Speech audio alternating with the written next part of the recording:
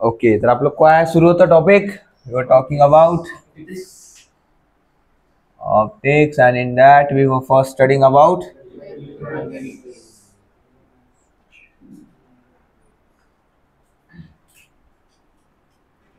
electromagnetic waves. त्याच्यामध्ये electromagnetic waves कोणत्या होत्या? which require they require material medium. They require no material medium.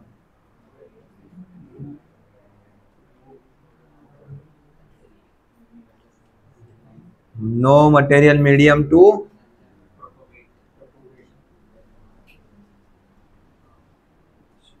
propagate. These are a type of transverse wave,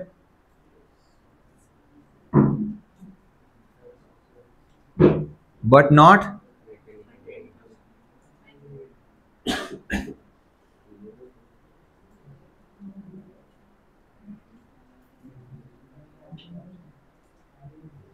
mechanical waves. त्याच्यानंतर काय लिहिलेलं आहे आपण? बताओ तो. हा, आता हे प्रोडक्शन यांचं कधी होतं? when अरे मोठ्याने बोला ना. when current in AC circuit. मी तुम्हाला काल सांगितलं होतं AC सर्किट म्हणजे काय? AC alternating current. त्याच्यामध्ये कसा असतो तो? It is bidirectional. जे इलेक्ट्रॉन जे आहेत ते पुढे मागे ऑसिलेट करत असतात. Right. Current in AC circuit changes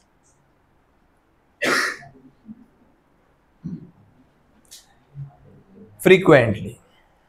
okay, मग नंतर काय होतं? ह्या चेंजिंग करंट मुळे काय भेटते आपल्याला?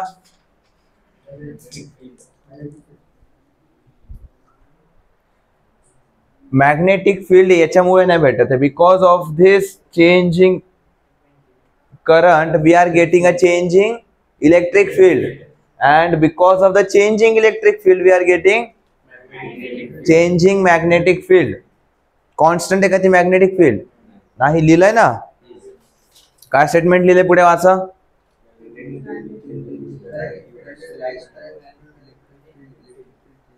बघू दे. अरे तो अपने पास PDF नहीं है ना.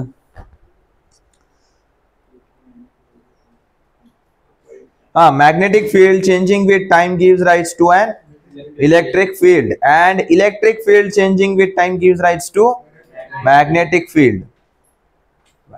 त्याच्यानंतर काय लिहिलेलं आपण? Electromagnetic waves are coupled time varying electric and magnetic field that propagate in space. Coupled म्हणजे काय सांगितलं होतं आपण? They are together. एकत्र आहेत ते दोन्ही पण. कोणते? इलेक्ट्रिक अँड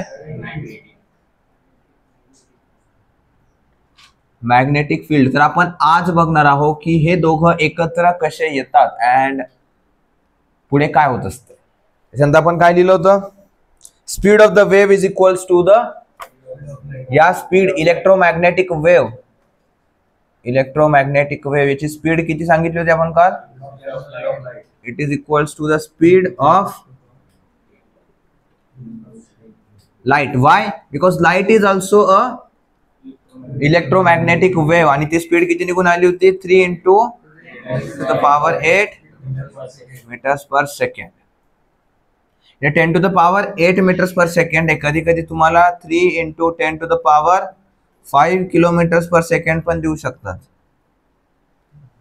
ठीक आहे. It can be also written as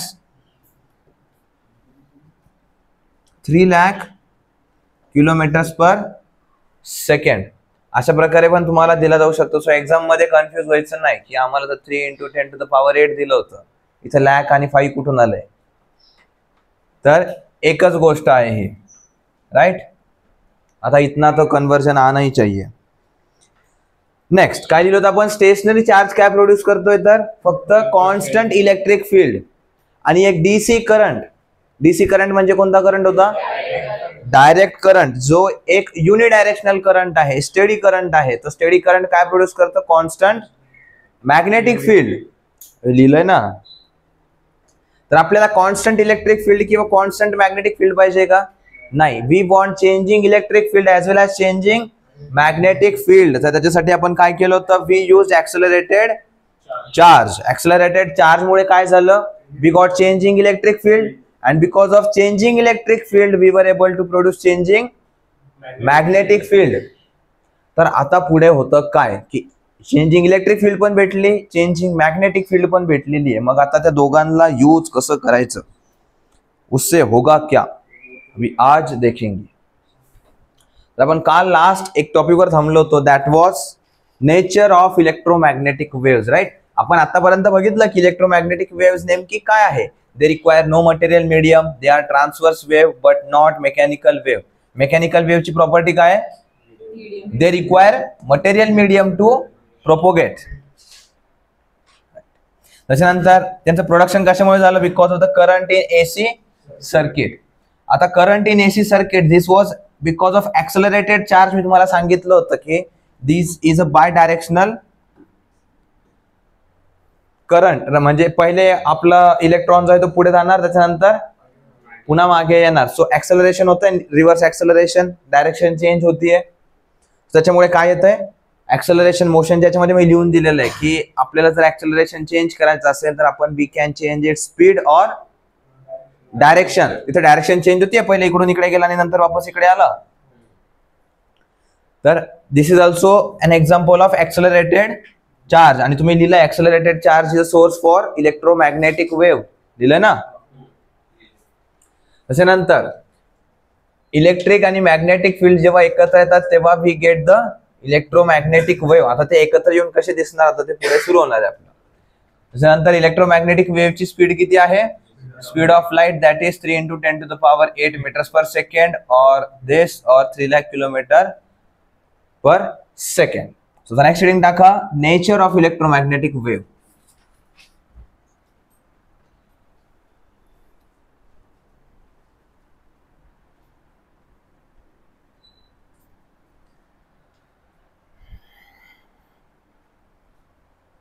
Nature of electromagnetic wave.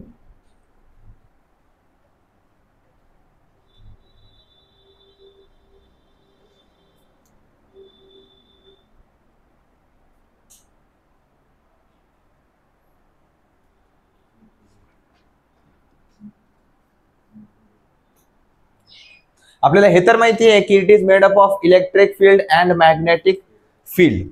तर सगळ्यात पहिले त्याच्यामध्ये लिहा, एक स्टेटमेंट लिहा, which I am giving to you, that is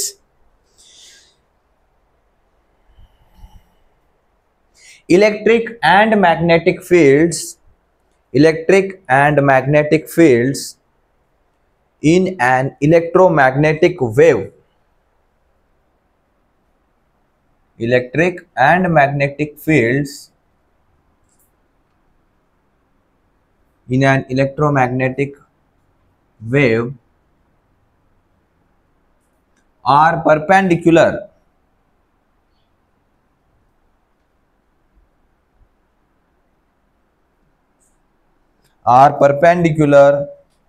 to each other,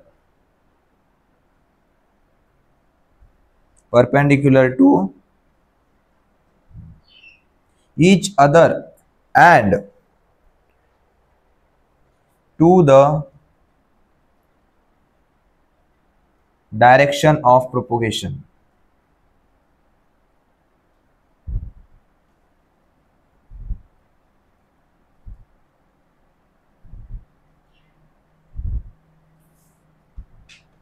काय कळालं इथपर्यंत, काय समजलं या स्टेटमेंट मध्ये.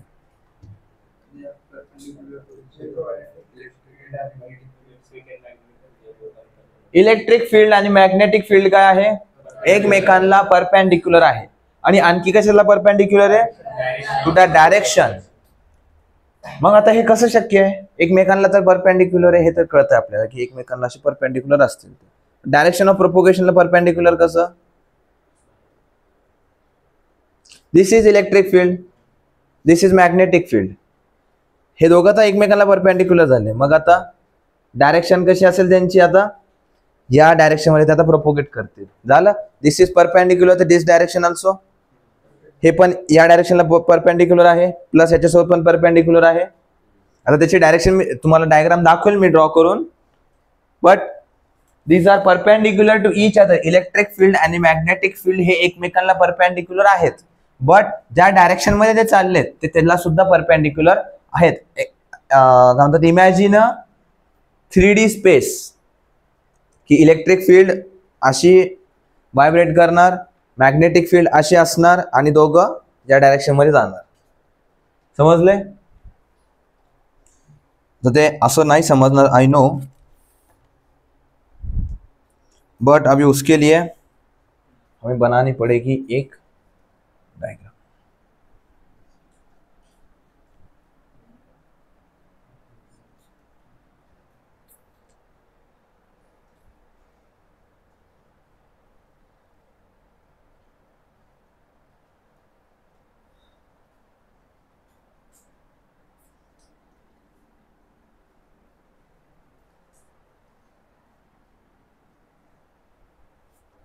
डायग्राम बनवायला घाई करू नका बरं, चुकली तर प्रॉब्लेम होईल तुम्हाला. एक बार देख लो क्या करना है. तो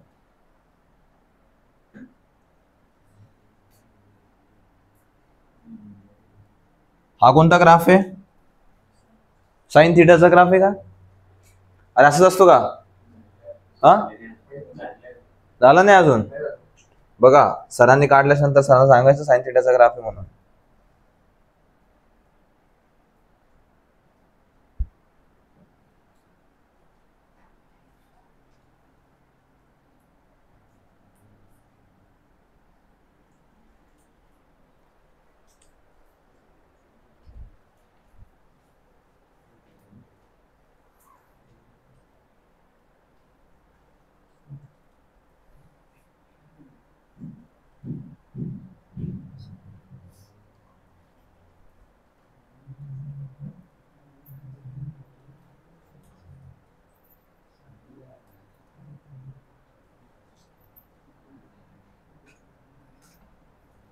दिसते ना व्यवस्थित?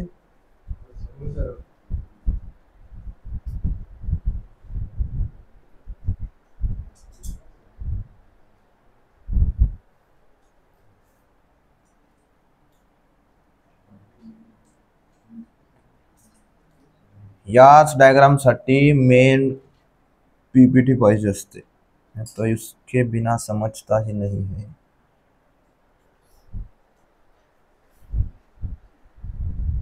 अरे बरोबर आहे ना, मी काढलं तुम्हाला समजलंच नाही, त्याचा अर्थ काय?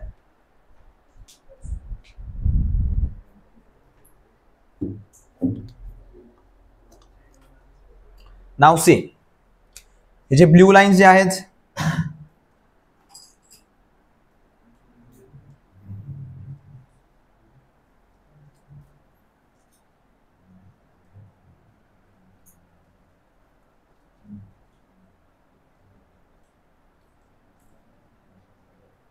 These are perpendicular to us. म्हणजे आपला ग्राफ जो आहे तो असाच चाललेला आहे. ठीक आहे. But these lines, these black lines, these are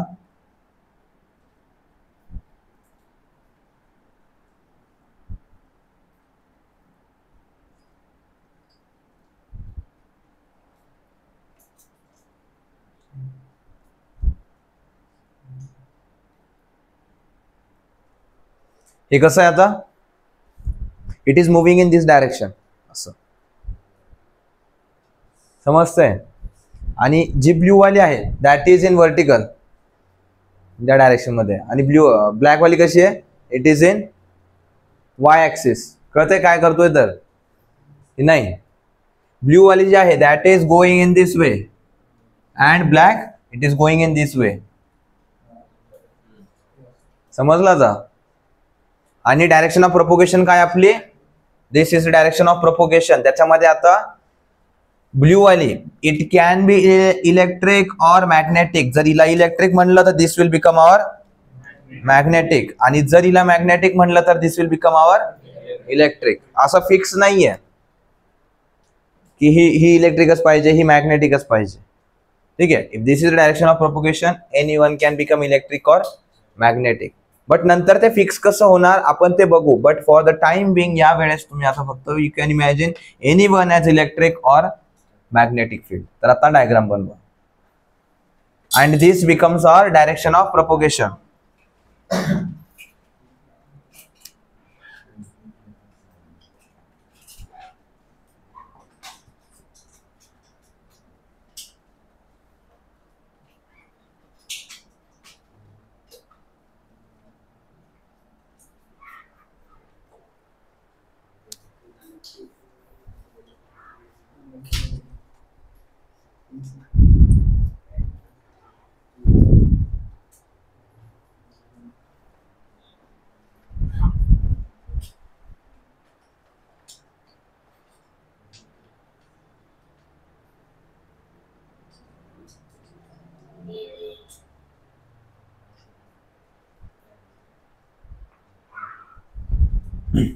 See, imagine this black part as the shadow of this. याची सावली इथे पडतीये, हे जे आडवं आहे इकडनं लाईट मारल्यानंतर याची सावली इकडे पडतीये. Imagine like that. इकडचं थोडंसं हुकलंय जरा माप त्याचं, but you can see if you see this two, इथून इकडचे दोन, यू कॅन क्लिअरली सी की हे दोन एकमेकांना परपेंडिक्युलर दिसत आहेत. हे इकडे या साईडला आलेलं आहे आणि हा जो पार्ट आहे हा या साईडला गेलेला आहे. या प्रकारे व्हायब्रेट होत आहे ते.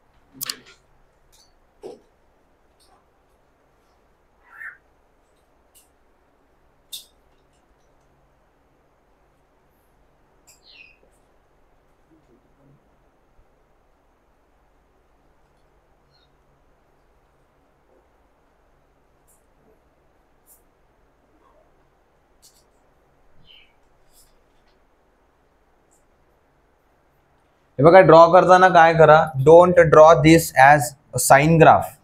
याला एका साईडला असं बेंड करा जरा. हे बघा, या साईडला त्याचा झोक जास्त आहे as compared to here. This is not perfect C type, जसं वरतून काढलेलं आहे तसं. या साईडला त्याला बेंड केलेलं आहे. इकडे बघा, इकडे या साईडला बेंड केलेलं आहे त्याला, इकडे पुन्हा या साईडला बेंड केलंय. तसं परफेक्ट कर्व नका बनवू. या साईडला कर्व बनवा त्याचा थोडासा, मग व्यवस्थित दिसेल ते. नाहीतर जो 3D चा फील यायचा आहे तिथे येणार नाही, तो तुम्हाला समजणार नाही की ये क्या हो रहा है.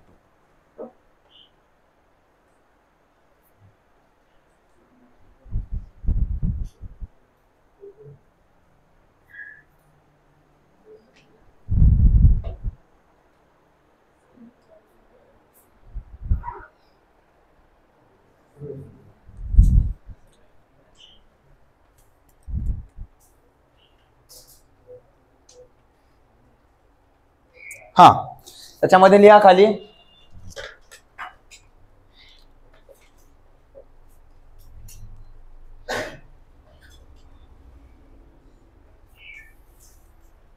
the electric field is along the x-axis.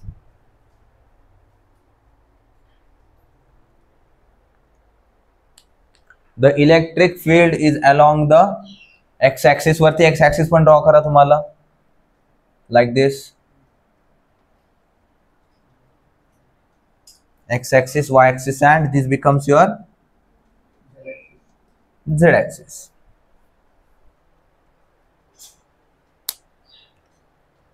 हा, काय लिहिलं त्याच्यामध्ये? The electric field is along the x-axis while magnetic field is along the y-axis.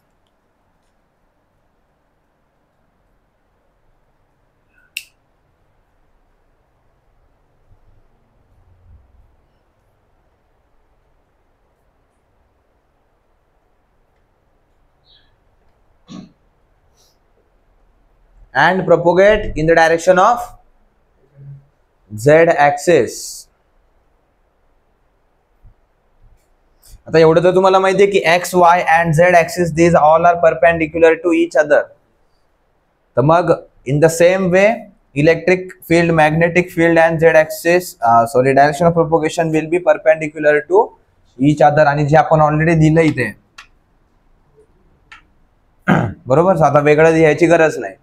आपण फक्त एवढंच लिहिलं की इलेक्ट्रिक फील्ड एक्स ऍक्सिस वरती आहे, मॅग्नेटिक फील्ड वाय ऍक्सिस वरती and direction of propagation Z axis. Just to imagine it as a 3D plane.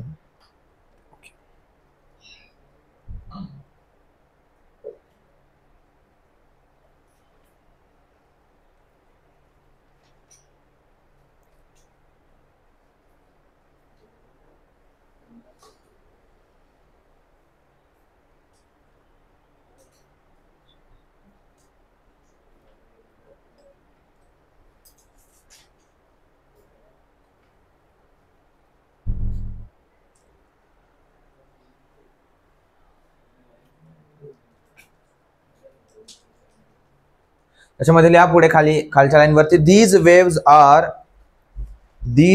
are self-sustaining. These waves are self-sustaining. Self-sustaining चा अर्थ काय? स्वतः त्यांचे एक्झिस्टन्स ते बनवून ठेवतात.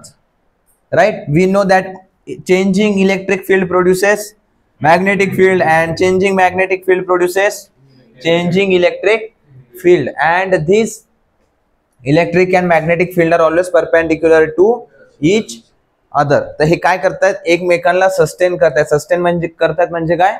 दे are producing each other. So एकमेकांना जपून पुढे चालतायत ते. Self sustaining oscillations of electric and magnetic fields.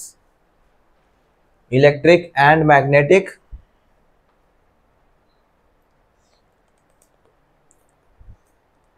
fields that require no material medium.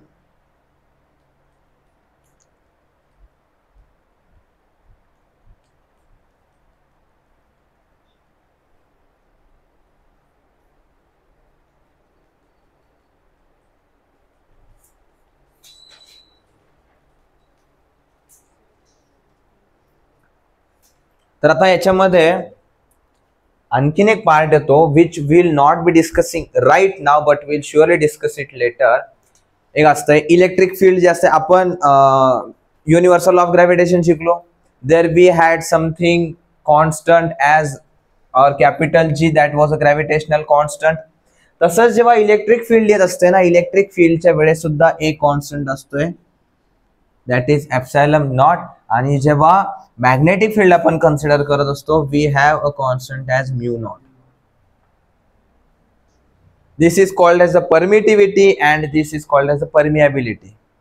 आता जेव्हा आपण इलेक्ट्रिक फील्ड, इलेक्ट्रोस्टॅटिक्स आणि मॅग्नेटिक फील्ड बद्दल पुढे आपण आणखीन इन्फॉर्मेशन घेऊ, तर तेव्हा ह्या दोघांचं रिलेशन स्पीड ऑफ लाईट सोबत काय आहे ते आपण बघू. राइट नाउ तुम्ही इसके बारे में जानते हो, इसके बारे में जानते हो नहीं, तो फिर दोनों को पढ़ेंगे कैसे.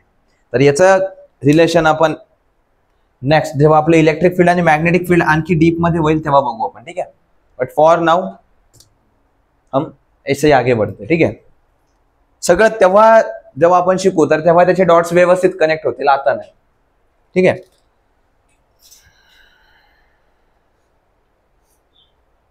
आता फक्त इतकं लिहा की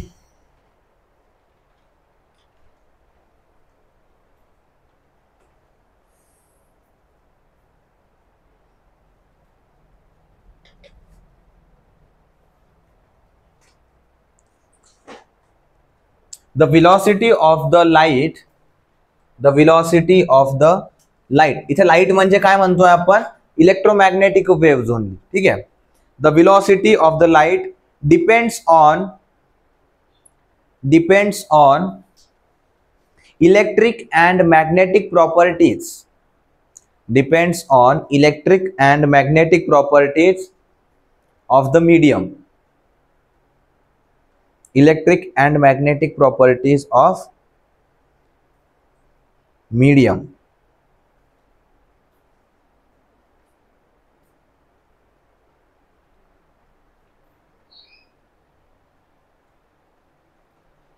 तर आता हे कसं डिपेंडंट आहे, तर व्हेलॉसिटी कशावरती डिपेंडंट आहे म्हणून लिहिलंय आपण, इलेक्ट्रिक अँड मॅग्नेटिक फील्ड. जर एखाद्या मीडियम मध्ये इलेक्ट्रिक आणि मॅग्नेटिक फील्ड जर व्यवस्थित प्रोपोगेट होत नसेल तर that will affect the speed of the light. आणि स्पीड ऑफ लाईट ही मीडियम टू मीडियम चेंज होत असते आणि तो change is called as a refractive index. शिकले तुम्ही refractive index, velocity in light upon velocity in that medium. शिकलेत. तर आपण तेच बघणार आहे आता की व्हेलॉसिटी आणि इलेक्ट्रिक मॅग्नेटिक फील्डचा काय संबंध आहे, that in the part of the refractive index only. ठीक आहे. तर for now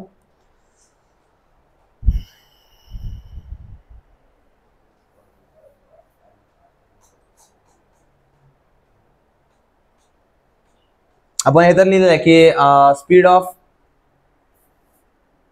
electromagnetic wave in air is equals to 3 into 10 to the power 8 meters per second. That is the speed of light. Okay.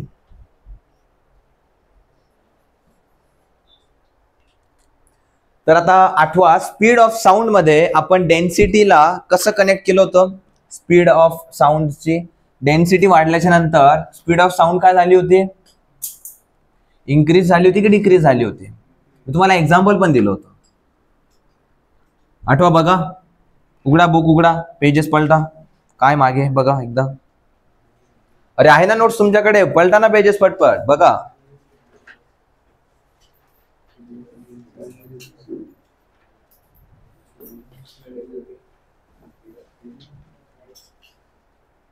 Speed of sound आहे का, अगोदरची संपले आहे का speed of sound.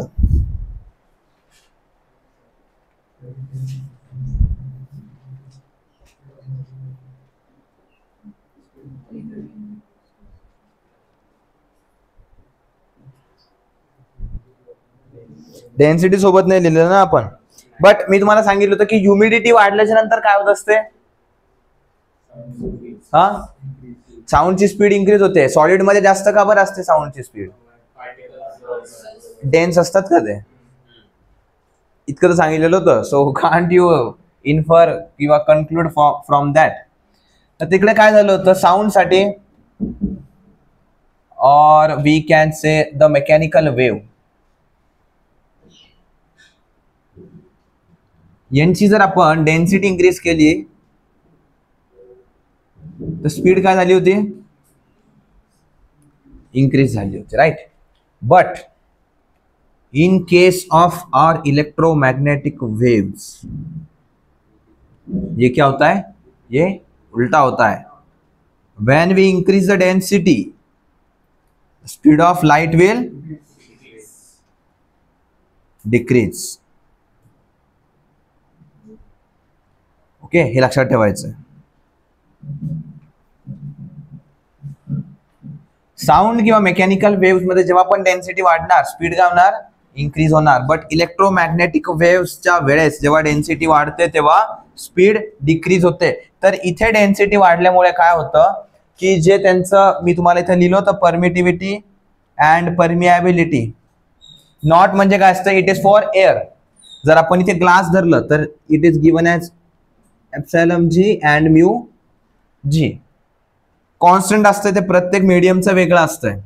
आपण gravitation constant एकच घेतला होता, वेगळ्या वेगळ्या मीडियमसाठी वेगळा वेगळा घेतला का, नाही.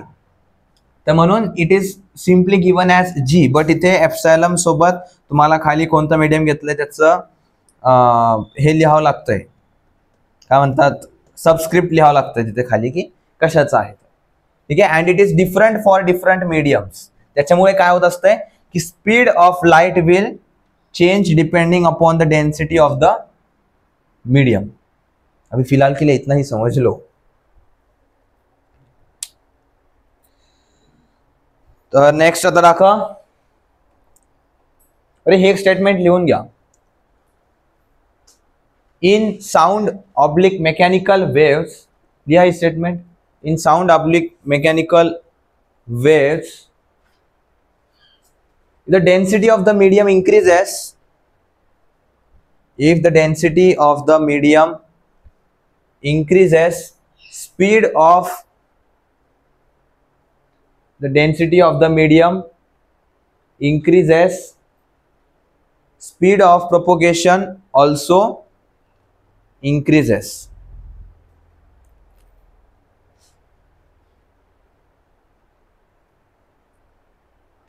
आणि खालच्या लाईन वरती लिहा. But in case of electromagnetic waves, but in case of electromagnetic waves काय होत असते, if the density increases, if the density increases,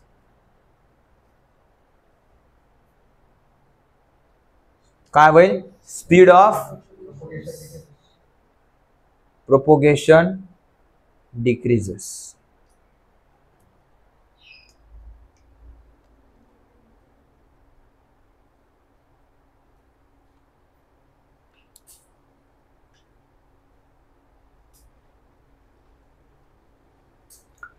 and for now just simply write की speed याच्याच खाली लिहा.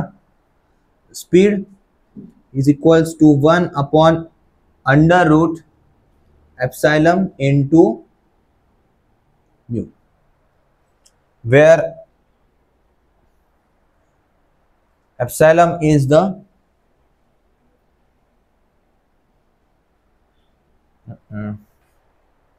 permittivity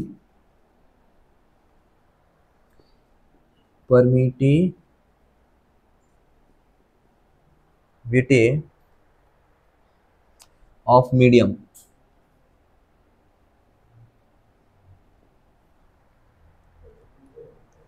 परमिटिव्हिटी ऑफ मीडियम आणि bracket मध्ये लिहा electric field constant, electric field constant. आणि same mu is the permeability, इकडे लिहितो mu is the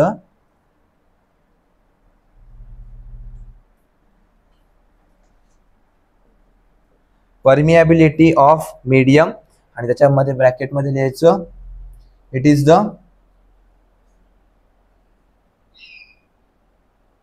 magnetic field constant.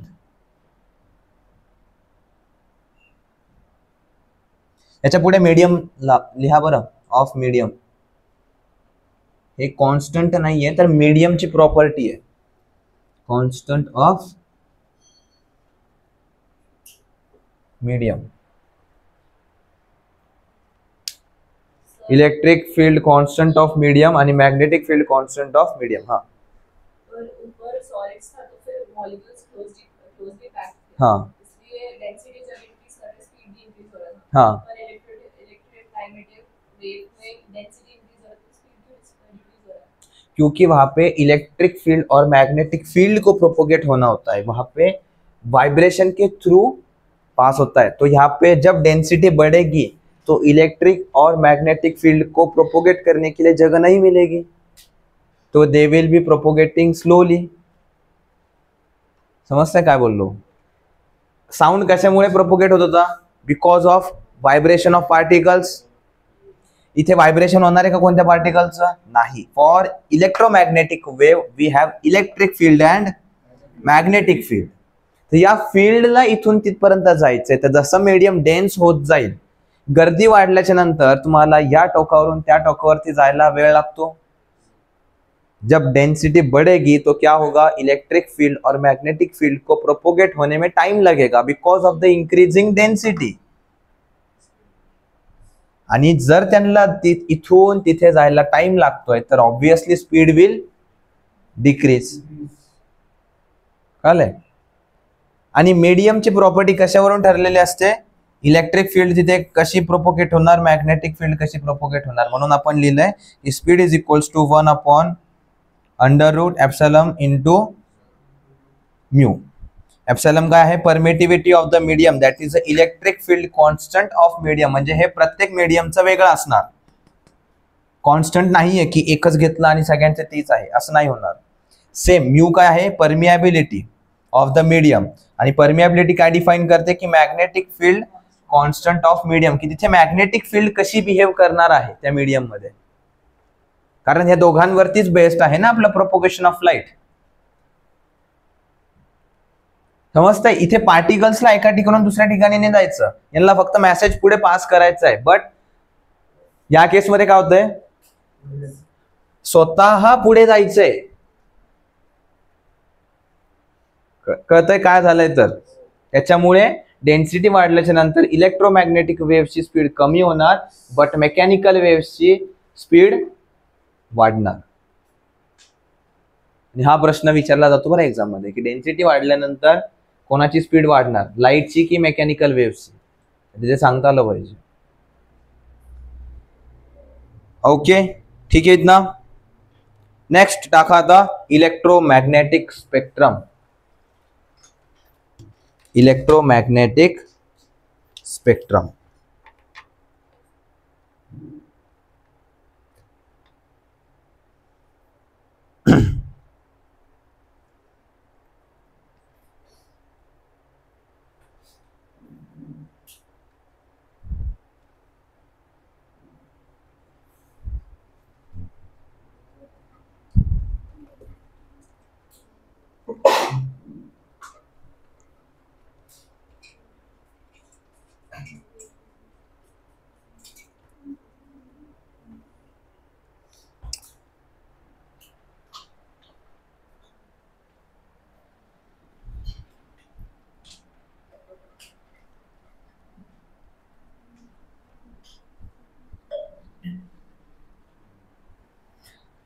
आणि काही डाऊट जर असला तर विचारा, असं म्हणू नका की हे तर पुढे येऊन जाईल. नाही, जर आता तुमच्या मनात काही येत असेल, what ever doubt you feel like do ask. तर आपल्याला काय बघायचं आता, will be studying about electromagnetic spectrum. सगळ्यात पहिले स्पेक्ट्रम म्हणजे काय आहे तर, हाँ ना, स्पेक्ट्रम वो नहीं होगा. काय असेल, what will you understand by the word spectrum.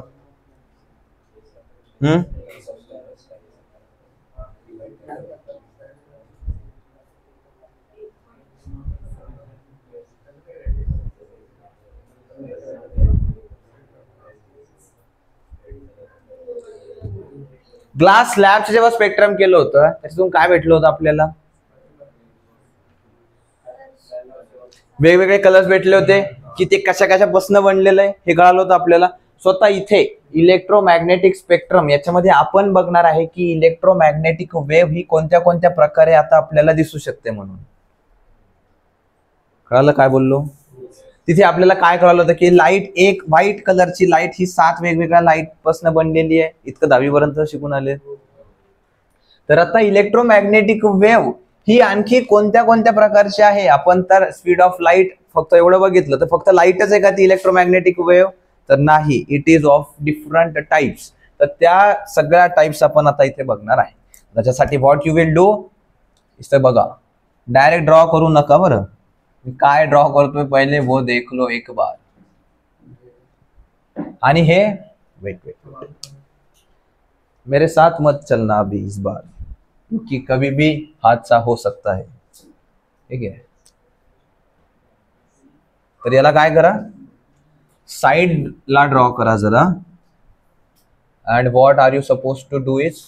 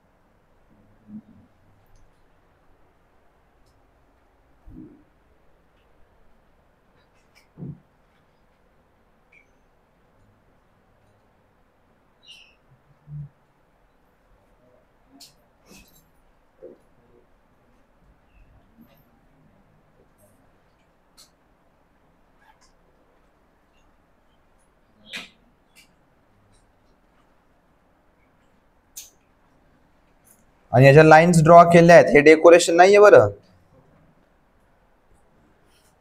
तर या साईडला आहे आपली फ्रिक्वेन्सी,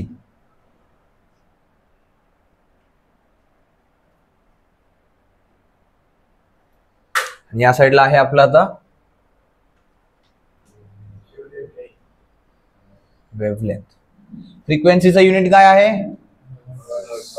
हर्ट्स. अँड वेव्हलेंथचं मीटर. तर सगळ्यात पहिली फ्रिक्वेन्सी जी आहे हायेस्ट वाली, that is 10 to the power 23. तर आता मला याच्यासाठी वेव्हलेंथ किती असेल ते सांगायचे तुम्ही सगळ्यात पहिले. तर दिस इज इलेक्ट्रोमॅग्नेटिक वेव्ह. सगळ्यात पहिले तर हे सगळ्या इथं आपण इलेक्ट्रोमॅग्नेटिक वेव्हची फ्रिक्वेन्सी चेंज करून बघणार आहे. त्याच्यासाठी वेव्हलेंथ किती येईल आपल्याला ते बघायचं आहे. ड्रॉ नका करू काही. तर फ्रिक्वेन्सी जर 10 to the power 23 आहे तर वेव्हलेंथ किती येईल, that you have to tell. आता काढायचं कसं? सगळ्यात पहिले ही तर इलेक्ट्रोमॅग्नेटिक वेव्ह आहे. इलेक्ट्रोमॅग्नेटिक वेव्हची स्पीड किती आहे? 3 into 10 to the power 8. हे तर आपल्याला माहिती आहे. स्पीडचा फॉर्म्युला काय असतो?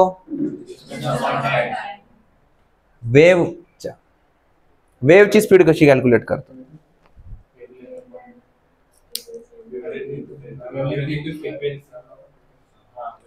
ते कशाच्या इक्वल आहे पुढे आता या केस मध्ये? किती येते? तर मग आता इथे किती येईल वेव्हलेंथ सांगा बरं मला.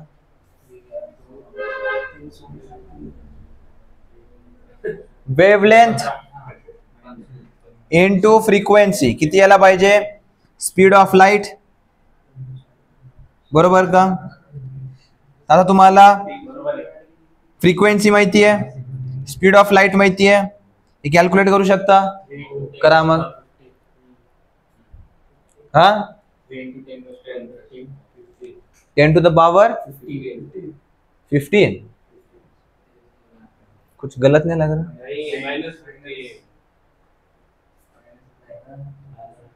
हाँ, मुला कुछ गलत नहीं लग रहा?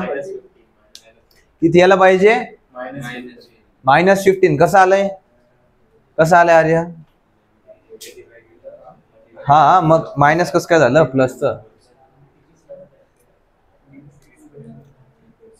बघा फ्रिक्वेन्सी किती दिली आहे? 10 to the power 23. Speed of light किती असते? 3 into 10 to the power 8. आणि आपल्याला या लॅम्बडाची व्हॅल्यू कॅल्क्युलेट करायची आहे. सो 10 इकडे डिव्हिजन मध्ये जाणार का? सो 10 to the power 23. तर हा इकडनं आता गेलाय, राईट? सो आता 10 आणि हा 23 किती होईल? 3 into 10 to the power -15. तर आपण आता इथे 3 नाही लिहिणार, तर will simply write 10 to the power -15. तर आता इथे 10 to the power 23 आहे, तर 10 to the power 15 आलं. तर आता 10 to power मी जर 22 केलं तर इकडे किती यायला पाहिजे?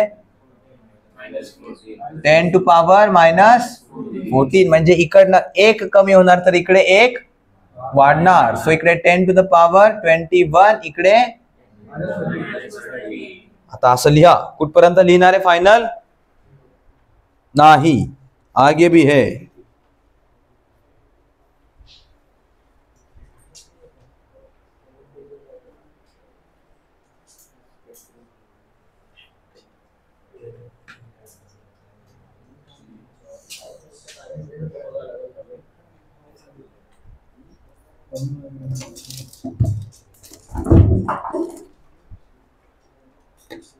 सो सगळ्यात पहिले येईल 21, 20, 19. मी 10 to the power ने लिहित, you write it in the 10 to the power.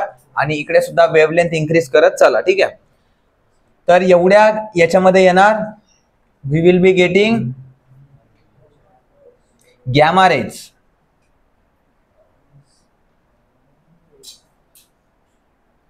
त्याच्यानंतर 19 पासून पुढे 19, 18, 17, 16. So till 16 we will get X-rays.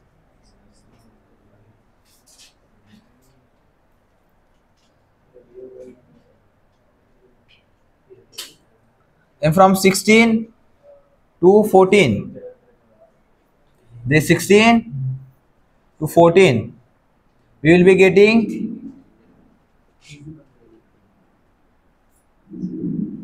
visible rays. तर विजिबल रेज पुन्हा आपल्याला माहिती आहे 7 टाइप्सचे आहेत. इकडे 1 2 3 4 5 6 7 झाले का? 1 2 3 4 5 6 7. तर आता व्हायलेट कुठे येईल?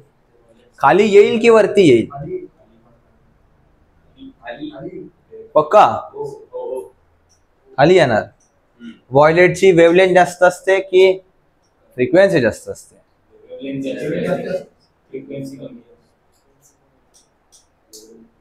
पक्का.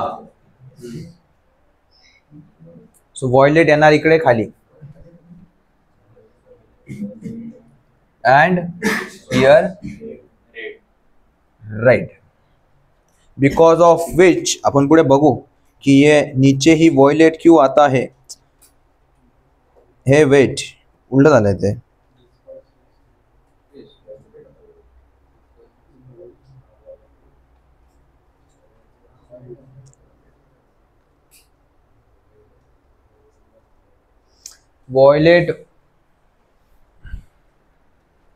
वॉयलेट वरती आलं पाहिजे आणि रेड खाली आलं पाहिजे. वेट वेट वेट हा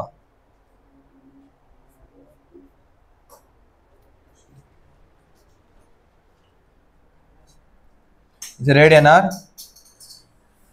इसका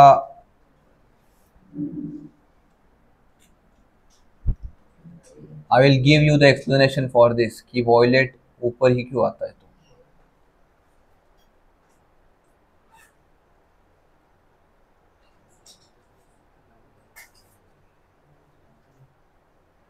बरोबर आहे. रेड खाली आलं पाहिजे. राईट. देन वी हॅव 14 पासून 13 12 11.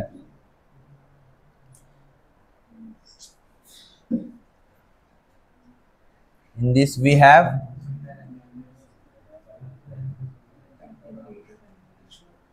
infrared. Then from 11 to 10 9 8 7 we have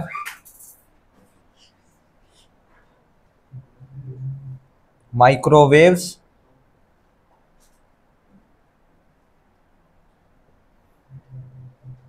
And then below this everything will be radio waves.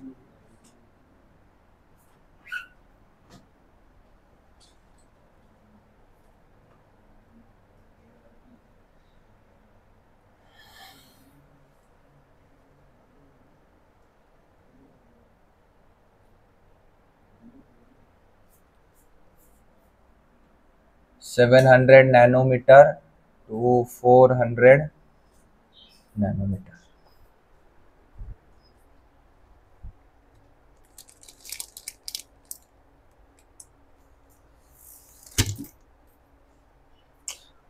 Wait.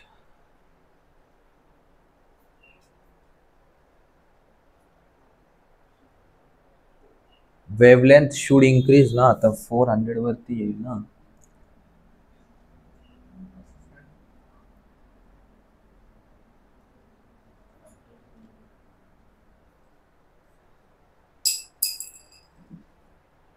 तुम्हाला लागलं तर तुम्ही असं लिहू शकता की like VIBGYO and R.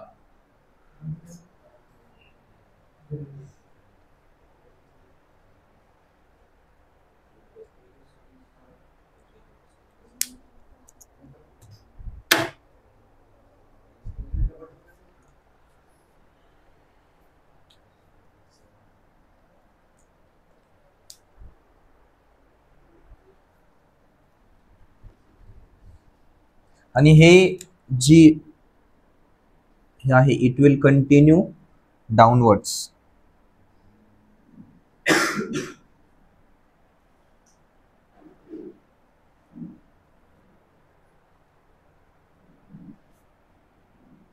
Hey 10 to the power मध्ये लिहा बरं इकडचं सगळं.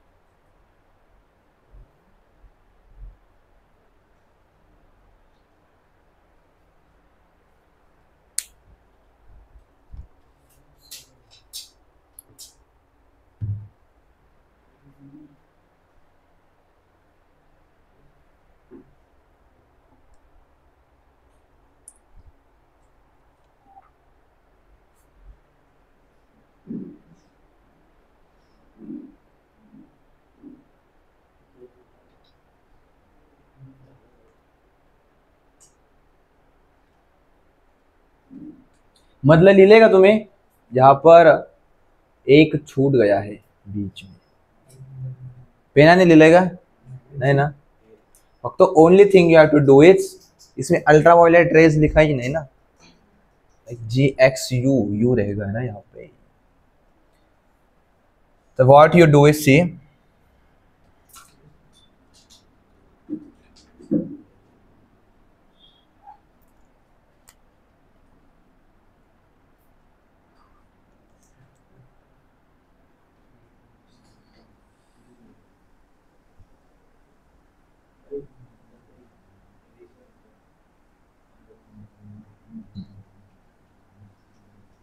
हा जो पार्ट आहे मधला 6 सोबतचा, 6 च्या थोडस वरती 10⁻⁻6 आणि 6 च्या थोडासा खाली, this will become our visible rays, याच्यावरती होईल अल्ट्राव्हायोलेट, हा जो पार्ट आहे this becomes the ultraviolet region.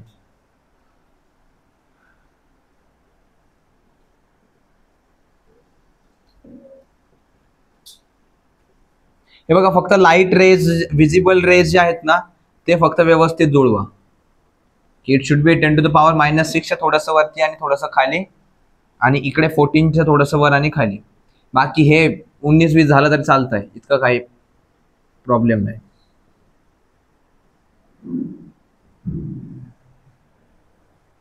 Visible light रेजच्या वरती होईल अल्ट्राव्हायोलेट आणि त्याच्या खाली होईल इन्फ्रारेड।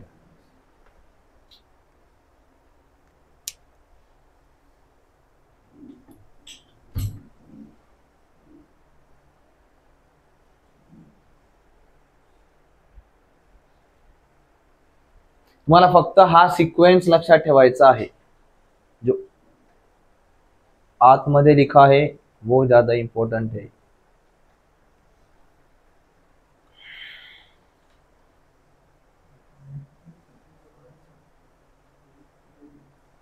आणि हा वाला की रेडची वेवलेंथ जास्त असते ॲज कम्पेअर्ड टू व्हायोलेट।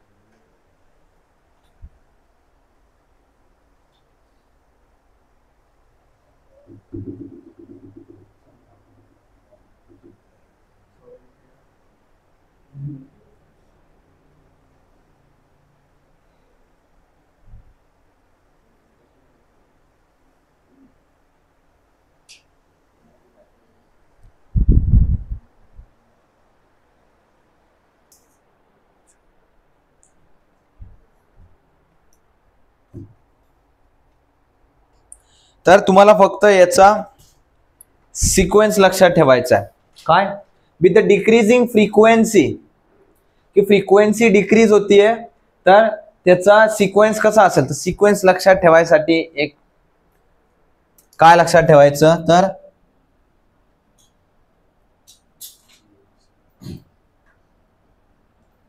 काय लिहिले खाली मी, GXUV IMR, जी बसणं काय गॅमा रेज, एक्स बसणं एक्स रेज, यू बसणं बी बसणं, आय बसणं एम बसणं आणि आर बसणं, त्याला लक्षात कसं ठेवणार, GXUV IMR,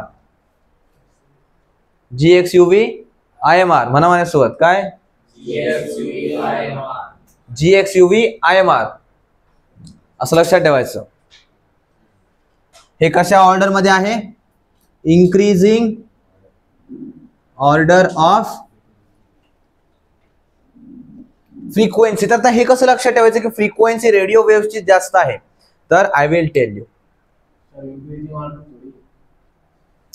sorry decreasing order, sorry decreasing order of frequency. तर आता हे मी तुम्हाला सांगतो, फ्रिक्वेन्सी माझ्या डोक्यामध्ये वेवलेंथ चालू आहे, सांगतो मी आता माझ्या डोक्यात वेवलेंथ का चालू होती, because it is something related to wavelength. Radio सगळ्यांनी ऐकलंय कधी ना कधी लहानपणी, आता वेनेवर, तर 93.5 आणखी कोणता असतंय, 97.8, 101.7 हे सगळे काय असतात?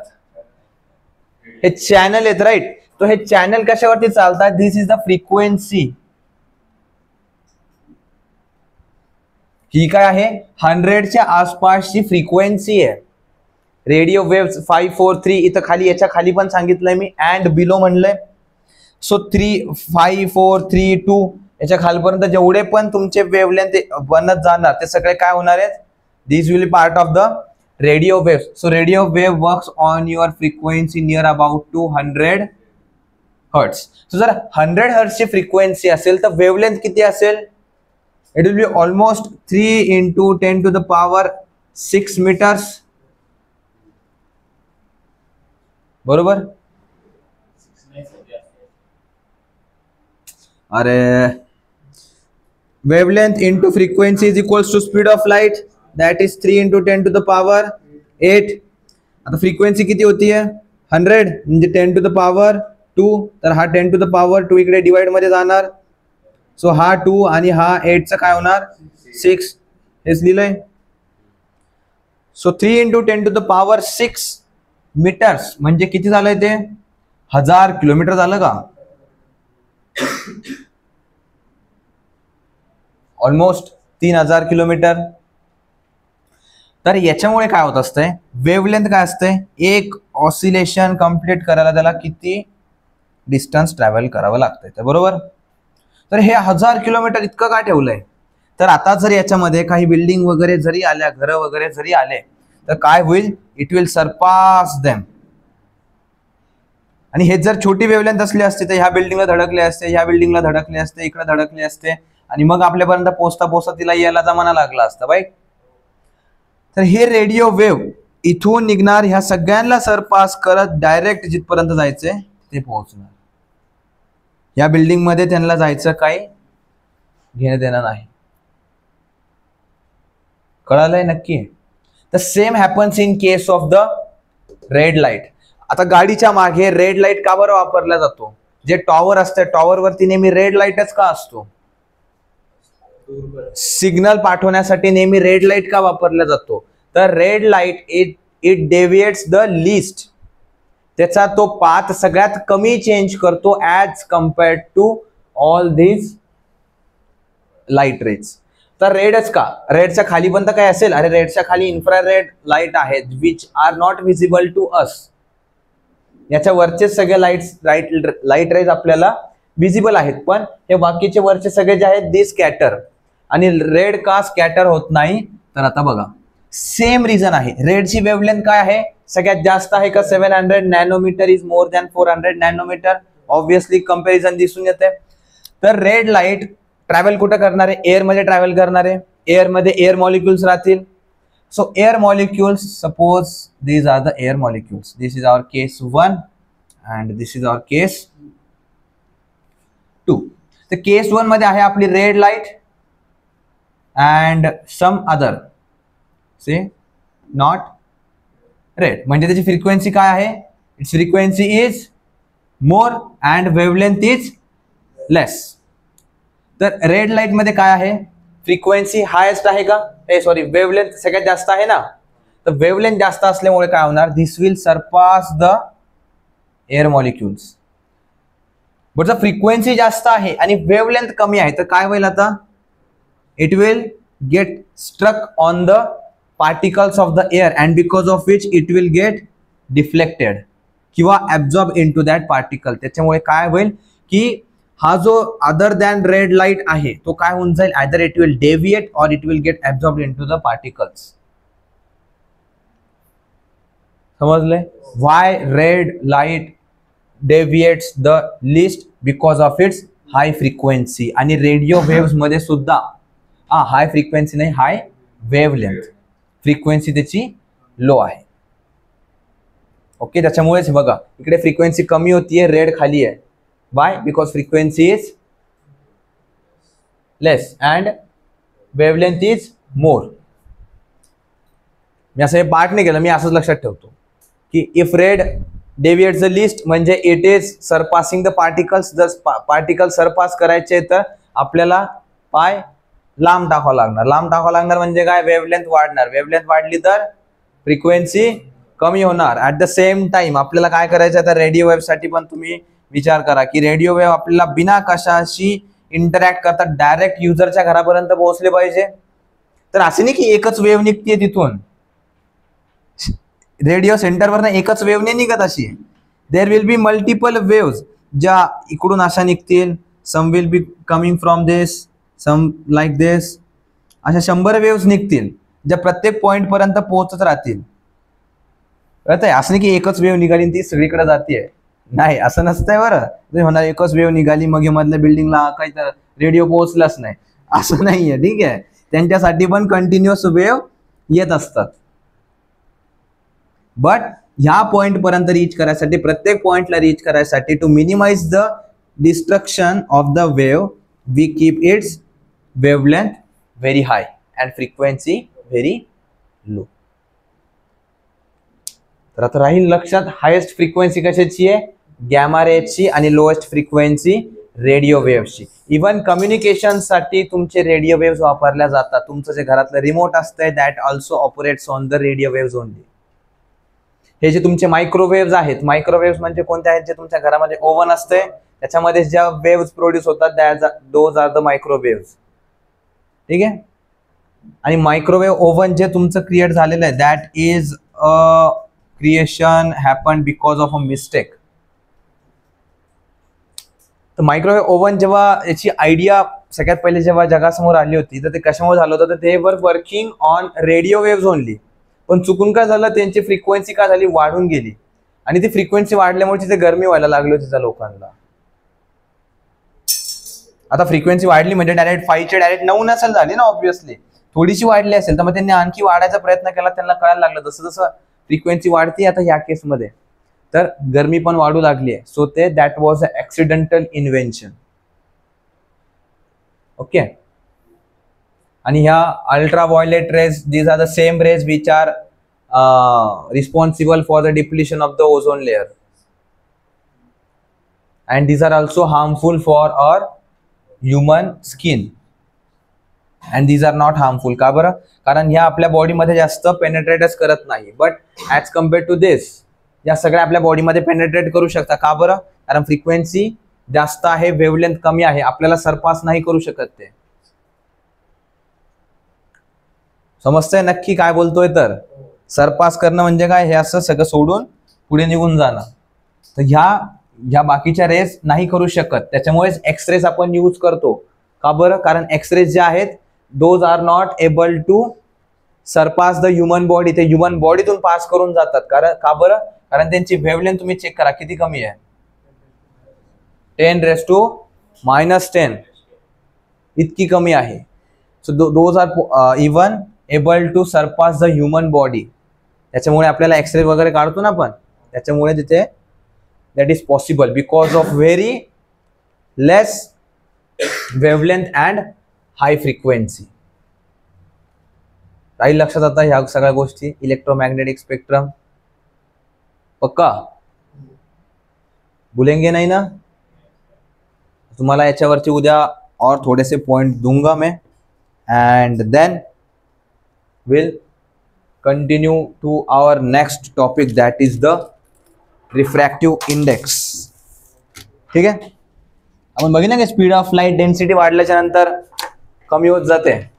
ते कमी होते तर is it completely dependent on the medium और something else that will study in the refractive index.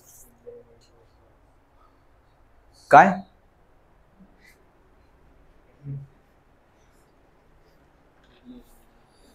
तर काही डाऊट आहे कोणाला? पक्का काही असेल कुठेही काही जरी असं वाटत असेल की ये क्या हुआ, समझ में नहीं आया, असंच का आहे, तसंच का आहे, अरे असू शकता काही प्रश्न विचारू शकतात. हा काय सरपास नहीं करेंगे मतलब ऊपर गामा रेज एक्सप्रेस वाले सरपास नहीं होगा मतलब सर पास नहीं होगा मतलब this are surpassing the buildings. मतलब क्या बिल्डिंग के अंदर जा ही नहीं रहे ना. जो रे यहाँ पे पहुंच रही है वो ये बिल्डिंग से होके नहीं आ रही है, वो डायरेक्टली यहाँ पे पहुंच रही है, because of which the signal is strong. तो एक्सरेज में कैसे? एक्सरेज वो तो बॉडी के थ्रू जाएगी ना, वही तो बोल रहा हूँ, वो सर पास नहीं करेगी, वो बॉडी के थ्रू जाएगी। सर पासिंग मतलब दोनों का कोई इंटरेक्शन हुआ ही नहीं। एंड गोइंग थ्रू मतलब क्या, वो उसके अंदर से होके आई है, यहाँ पे अंदर से तो थोड़ी होके आई है, वो तो ऊपर से आई है। या फिर रेडियो वेव्स सरपास करेंगे और हाँ, ये नहीं करेगी। वो एक्सरे जो है वो बॉडी के थ्रू आएगी। अगर यहाँ पे एक्सरे होती तो वो बिल्डिंग के थ्रू आती, यहाँ तक, यहाँ से सीधा आती, इसे ऊपर से घूम के नहीं आती, ये बोल रहा हूं मैं। आणखी काही तो क्लियर है ना। यहाँ पे वेवलेंथ देखो कितना है, 10⁻⁻10 और 10⁻⁻11, तो वो कितना कितना माइन्यूट होगा, it will be almost a straight line. और वही चीज अगर यहाँ पे देखा जाए तो ये कितना है, 1000 किलोमीटर। ये स्ट्रेट लाइन थोड़ी होगा 1000 किलोमीटर का, ये तो ऑब्वियसली कर्व ही होगा ना। हर 500 किलोमीटर में वो बेंड होके फिर से यहाँ पे आ रहा है। ये 1000 किलोमीटर है, तो हर 500 किलोमीटर पे वो एक बार नीचे जाएगा, दूसरे 500 किलोमीटर पे ऊपर आएगा। आणखी काही कोणाला डाऊट आहे का? अरे विचारू शकता बिंदास। याच्यामध्ये तर तुम्हाला तर पूर्ण तुमचं इमॅजिनेशन लावावं लागणार, कारण आता ह्या रेडिओ वेव्स तुम्ही नाही बघू शकत ना, व्हिजिबल लाईट रे फक्त दिसतात, पण ते कुठे आहे काय तुम्ही हात लावू शकता का त्याला? आता ज्या गोष्टी एक्सपेरिमेंटली पॉसिबल आहे त्याच मी तुम्हाला सांगू शकतो की हे तुम्ही इथे बघितलंय, इथे ते इथे बघितलंय। अल्ट्राव्हायोलेट रे कोणी पाहिली आहे? पॉसिबलच नाहीये। मायक्रोवेव्ह कोणी पाहिली आहे? पॉसिबलच नाहीये, हे बघू शकत नाही तुम्ही। हे आहे तर आता ये है तो ये है असा प्रॉब्लेम है। ओके, तो now will stop over here.